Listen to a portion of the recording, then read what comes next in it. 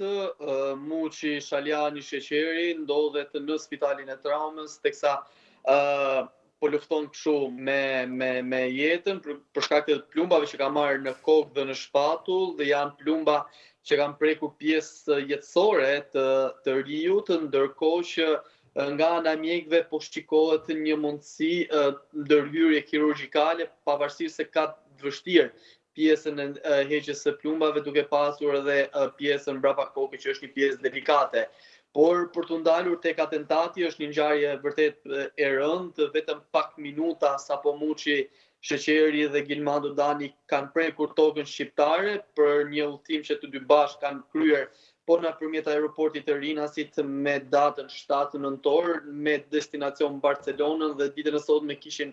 kthimin, pra biletën e kthimit, pasi kanë marrë valixhet dhe çantat e tyre, janë nisur drejt parkimit të aeroportit të Rinasit, ku kanë marrë mjetin tip Benz, dhe sapo kanë hyrë në mjetin tip Benz, ku Muçi Sheqeri ka qenë shofer dhe Gilmando Dani pasagjer, kanë dalë në rrugën që çon në